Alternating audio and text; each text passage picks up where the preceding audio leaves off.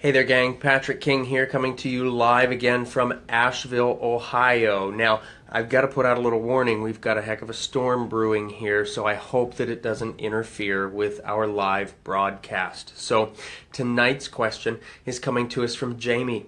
And Jamie says, getting back into the riding season, how do you work with getting a horse to relax on the trail and not prance around or want to rush back to the barn the first chance that they get? They ride out fine away from the barn, but coming back, they start to get excited, prance, won't stand still, etc. I'm very soft-handed and I don't like to hang on my horse's mouth. But in this case, I feel like I have to constantly do half halts or stop them to try to get them more settled down. I think people want to use the excuse of a mare being marish too often, but this is the normal response that I get from other riders and friends. So this is a pretty common problem that we see, particularly this time of year. As Jamie said in her question, she's just getting back into the riding season.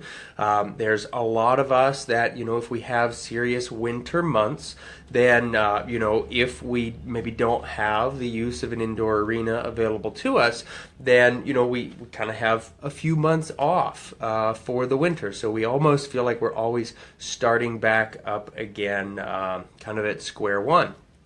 So, excuse me, so the jigging and that sort of thing can be pretty common when we get out on the trail. So in response to Jamie's question, what would I do to help a horse to relax on the way home, or it'd be to me it'd be the same idea even on the way out. And with that, I will keep them more busy. To me, I'll allow them to slow down. I will allow them to relax. I will allow them to stand still.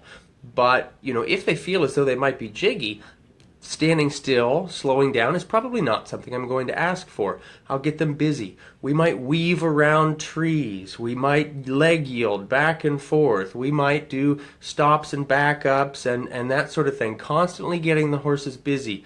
I make the joke all the time that I could take a 50-foot stretch and make a 5-hour ride out of it if I really wanted to.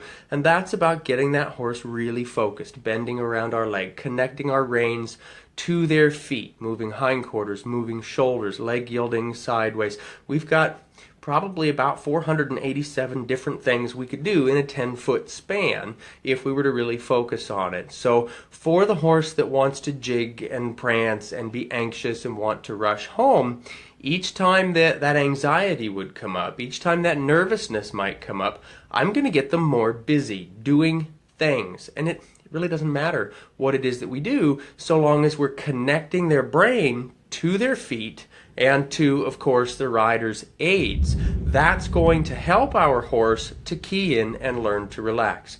When the horse starts to relax a bit, I'll let them off. I'll let the reins, maybe swing a little bit, give the horse the opportunity to prove that relaxation.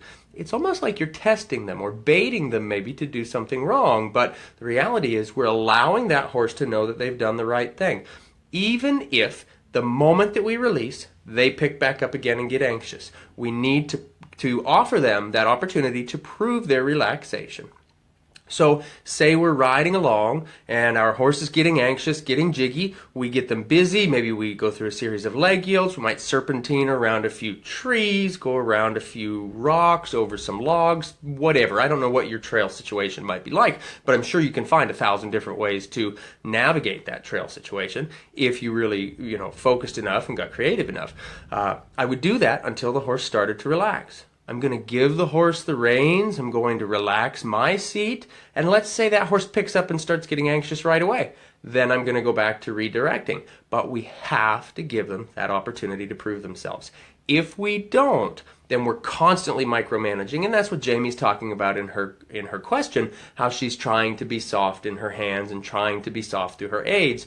We have to give the horse the opportunity to prove to us that they are relaxed. But we're right there to help them if they need us, all right? That's really important to me. I would never want to abandon the horse, nor would I want to micromanage constantly. We give them the opportunities, and we're there to help them if needed. If they don't need us, we stay out of their way, All right. So this might mean adjusting your plan. You might have a plan. You and your friends are going out for a little ride. You just want to go for a 2-hour ride or an hour ride or whatever it is. I don't know what it is. But you've got your plan. Well, maybe your horse needs you to adjust that plan. We talk about our rules of horsemanship, our 6 rules of horsemanship. Rule number 4 is adjust. That's really important. We've got to be able to adjust our plan to help our horse, because if we get to rushing and we get to forcing and we get to just, putting them in a position just because, or holding them back just because, they're not going to learn anything from that. So maybe today we take an extra 20 minutes, an extra half hour, an extra 2 hours. I don't know. Again, that goes into the adjustment period. But we take that time to help our horse find that relaxation. It's going to pay off 100-fold later on. All right. Rather than rushing and cramming and forcing and being frustrated. So I hope that's helpful. If these ideas have been helpful to you, please share this video with, 4 or 5 of your friends. Like, comment, give us the little emojis, whatever those are, the thumbs up, the smiley face, all that good stuff. And let's see, question of the day. Question of the day. What's your biggest frustration when you're out on the trail? Water crossing? Is it jumping logs? I don't know. Give us the answer in the comments below. What's your biggest frustration when you're riding your horse out on the trail? I look forward to reading everybody's answers. Don't forget, send us your questions. Send me your questions. Private message. You can send us an email. You can put your questions in the comments section below. You keep asking questions. I'll keep offering answers.